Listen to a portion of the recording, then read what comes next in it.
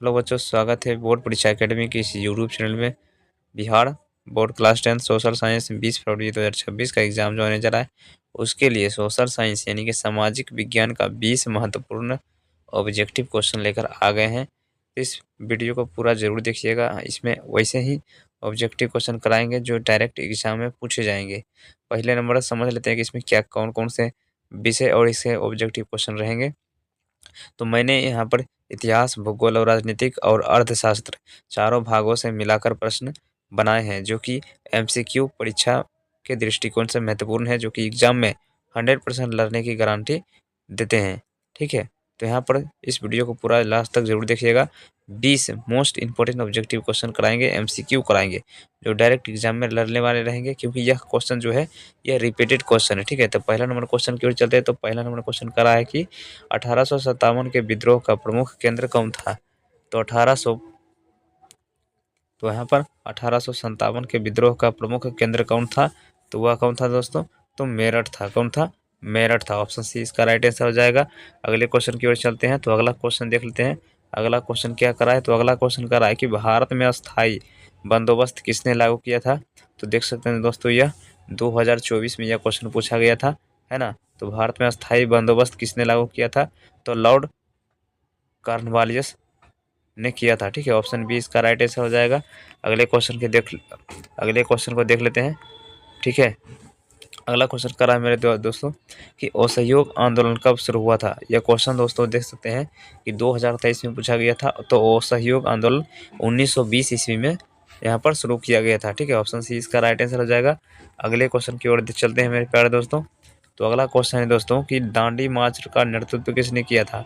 तो देख सकते हैं दोस्तों, यह क्वेश्चन जो कि 2025 में क्वेश्चन पूछा गया था, यानी कि जो भी क्वेश्चन यहाँ पर आपको बताएंगे यह रिपीटेड क्वेश्चन ही में यहाँ पर बताए जाएंगे, क्योंकि 2021 से लेकर 22, 23 और 24 और 25 तक जितने भी क्वेश्चन रिपीटेड हुए हैं, वैसे ही क्वेश्चन लिए हैं जो कि एग्जाम में पूछे जाने की संभावना ज़्यादा से ज़्यादा हो। इसीलिए सभी क्वेश्चन को रिवाइज कर लीजिए, क्योंकि यहाँ से क्वेश्चन बन सकते हैं। ठीक है, तो यहाँ पर करा है कि दांडी मार्च का नेतृत्व किसने किया था। तो दांडी मार्च का नेतृत्व जो है कि महात्मा गांधी ने किया था। ऑप्शन सी इसका राइट आंसर हो जाएगा। ठीक है दोस्तों, अगले क्वेश्चन की ओर चलते हैं। तो अगला क्वेश्चन यहाँ पर करा है कि भारत का सबसे बड़ा कोयला क्षेत्र कौन सा है। यह क्वेश्चन दोस्तों 2024 में पूछा गया और यह क्वेश्चन बार बार एग्जाम में आता है, इसीलिए इसको हमेशा कर याद रख लीजिए।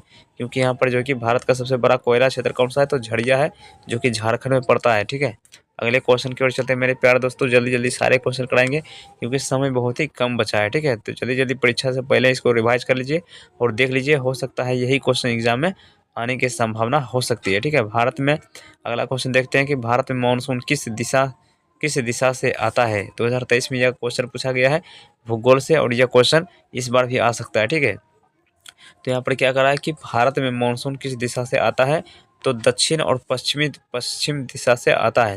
यानी कि दक्षिण यानी कि समुद्र की ओर से आता है और पश्चिम की दिशा से आता है। ठीक है, ऑप्शन 20 का राइट आंसर हो जाएगा। ठीक है, अगले क्वेश्चन की ओर चलते हैं। तो अगला क्वेश्चन यहाँ पर करा है कि हरित क्रांति सबसे पहले किस राज्य में सफल हुई। यानी कि हरित क्रांति सबसे पहले किस राज्य में सफल हुआ था।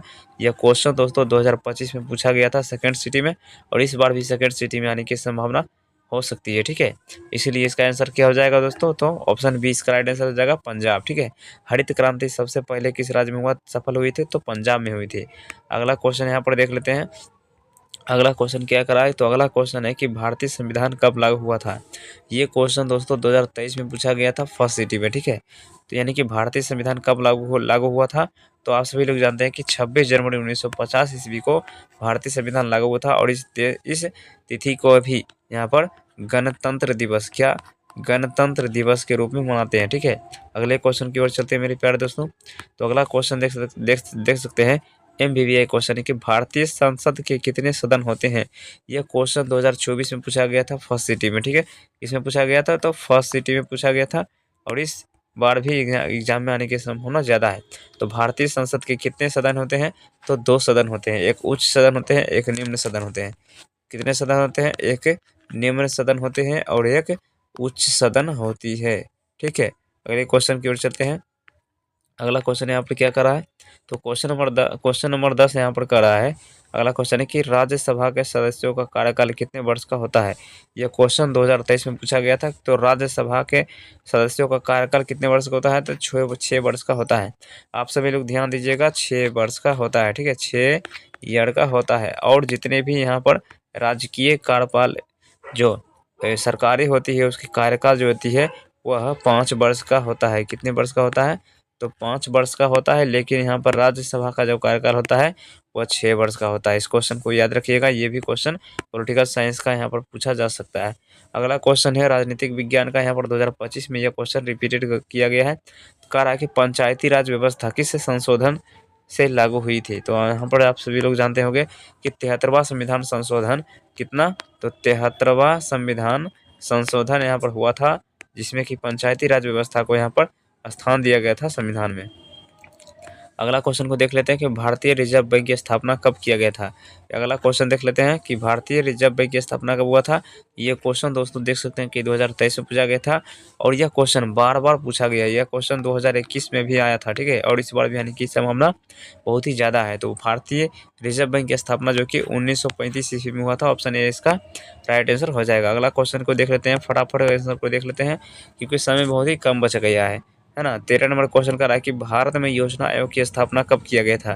भारत में योजना आयोग की स्थापना कब किया गया था, तो यहाँ पर देख सकते हैं क्वेश्चन, यहाँ पर देख सकते हैं कि यह क्वेश्चन जो है कि 2024 में पूछा गया है, ठीक है, और यह क्वेश्चन 2025 में भी पूछा गया था, यानी कि दोनों साल पूछा गया है। और यह क्वेश्चन कई बार यह क्वेश्चन रिपीटेड हुआ है क्योंकि बहुत ही MVVI क्वेश्चन है। क्या है, MVVI क्वेश्चन है। तो इसका सही आंसर क्या जाएगा, 1950 में भारत में योजना आयोग की स्थापना 1950 में किया गया था। और इसका जो प्रधान अध्यक्ष होता है वह कौन होता है, तो यहाँ पर होता है प्रधानमंत्री होता है। कौन होता है, प्रधानमंत्री होता है। कौन होता है, प्रधानमंत्री होता है। यानी कि योजना आयोग के जो अध्यक्ष होता है वह कौन होता है, प्रधानमंत्री होता है, यानी कि देश के प्रधानमंत्री होता है। अगला क्वेश्चन देख लेते हैं कि भारत में बिहार में कौन सा खनिज अधिक मात्रा में पाया जाता है। यानी कि ज्योग्राफी का यह क्वेश्चन है और क्वेश्चन 2023 में पूछा गया था, ठीक है। यानी कि बिहार में खनिज अधिक मात्रा में पाया जाता है। कौन सा ऐसा खनिज है जो बिहार में अधिक मात्रा में पाया जाता है, तो वह है अवरक, है ना। कौन सा है, तो अवरक है। इसको क्या करना है, याद रखना है। अगला क्वेश्चन देख लेते हैं। अगला क्वेश्चन क्या कर रहा है कि वैश्वीकरण का मुख्य उद्देश्य क्या है।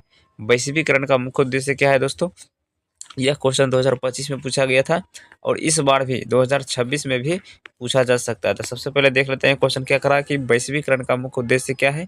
तो वैश्वीकरण का मुख्य उद्देश्य जो होता है वह एक देश दूसरे देश से व्यापार करता है, यानी कि विश्व व्यापार बढ़ाना। ऑप्शन सी इसका राइट आंसर हो जाएगा। अगले क्वेश्चन की ओर चलते हैं, फटाफट देख लेते हैं। अगला क्वेश्चन क्या करा है, अगला क्वेश्चन करा है कि संविधान सभा के अध्यक्ष कौन थे। तो संविधान सभा के अध्यक्ष कौन थे, यह क्वेश्चन 2024 में पूछा गया था। किस में पूछा गया था, 2024 के सेकंड सिटी में पूछा गया था, क्वेश्चन नंबर 16 में पूछा गया था, ठीक है। तो अगला क्वेश्चन यहाँ पर क्या है कि संविधान सभा के अध्यक्ष कौन थे, तो डॉक्टर राजेंद्र प्रसाद थे। ऑप्शन ए इसका राइट आंसर हो जाएगा। अगले क्वेश्चन की ओर चलते हैं। अगला क्वेश्चन यहाँ पर क्या करा है मेरे दोस्तों कि अगला क्वेश्चन करा है कि भारत में संघीय शासन प्रणाली किससे संबंधित है। यह क्वेश्चन 2025 में पूछा गया था। किसमें पूछा गया था, 2025 में पूछा गया था। और फर्स्ट सिटी के 51 यानी कि 51 नंबर क्वेश्चन में यह पूछा गया था। और यह क्वेश्चन जो है कि भारतीय संविधान से रिलेटेड है, यानी कि पॉलिटिकल साइंस का है। क्या कर रहा है क्वेश्चन में, क्या कर रहा है कि भारत में संघीय शासन प्रणाली किससे संबंधित है, तो केंद्र और राज्य सरकार दोनों से संबंधित है, ठीक है। ऑप्शन 20 का राइट आंसर हो जाएगा। अगले क्वेश्चन की ओर चलते हैं। तो अगला क्वेश्चन यहाँ पर क्या कर रहा है, देख सकते हैं कि यह 2023 में यह क्वेश्चन पूछा गया है कि भाखड़ा नागला बांध किस नदी पर स्थित है। तो आप सभी लोग जानते हैं कि सतलुज नदी पर स्थित है। यह क्वेश्चन याद रखिएगा, ज्योग्राफी का क्वेश्चन है। अगला क्वेश्चन को देख लेते हैं। अगला क्वेश्चन है कि शीत ऋतु में भारत में वर्षा किससे होती है। यानी कि ये क्वेश्चन ज्योग्राफी का है और 2024 में पूछा गया था, ठीक है ना। आपदा प्रबंधन से यह क्वेश्चन है कि शीत ऋतु में भारत में वर्षा किससे होती है, तो पश्चिम विक्षोभ से होती है। किसमें होती है, पश्चिमी विक्षोभ से होती है, ठीक है। ऑप्शन 20 का राइट आंसर हो जाएगा। अगला क्वेश्चन है और इस क्लास का यहाँ पर लास्ट क्वेश्चन है कि राष्ट्रीय आय का मुख्य स्रोत क्या है। यह इकोनॉमिक्स का क्वेश्चन है और ये 2023 में पूछा गया था फर्स्ट सिटी में। किसमें पूछा गया था, तो फर्स्ट सिटी में पूछा गया था और इस बार भी आने की संभावना बहुत ही ज़्यादा, इसलिए क्वेश्चन को रिपीट कर लीजिए, रिवाइज कर लीजिए। क्वेश्चन क्या करा है कि राष्ट्रीय आय का मुख्य स्रोत क्या है, तो सेवा क्षेत्र। राष्ट्रीय आय जो होता है जीडीपी, क्या होता है, क्या होता है, जीडीपी। राष्ट्रीय आय क्या होता है, तो जीडीपी। राष्ट्रीय क्या होता है, जीडीपी। यानी कि भारत में जो कि सबसे ज़्यादा जीडीपी बढ़ाने वाला जो क्षेत्र है वह कौन सा है, तो सेवा क्षेत्र है। कौन सा है, सेवा क्षेत्र है। सेवा क्षेत्र बोला जाता है टेलीकॉम कंपनी, मोबाइल हो गया, इंटरनेट हो गया और ऑनलाइन बिजनेस हो गया, ये सभी चीज़ें क्या है, तो सेवा क्षेत्र है। ऑप्शन सी इसका राइट आंसर हो जाएगा। और ये सारे क्वेश्चन MVVI है, क्या है, MVVI है, MVVI है, एग्जाम में आ सकता है। तो आप सभी को ये वीडियो कैसा लगा, वीडियो अच्छा लगा वीडियो को लाइक कर दीजिएगा, लाइक कर दीजिएगा। और चैनल पर जो भी स्टूडेंट्स नए होंगे फटाफट चैनल को सब्सक्राइब कर लीजिएगा। अगला सब्जेक्ट को लेकर आएंगे और मोस्ट इंपोर्टेंट क्वेश्चन लेकर आएंगे, ठीक है।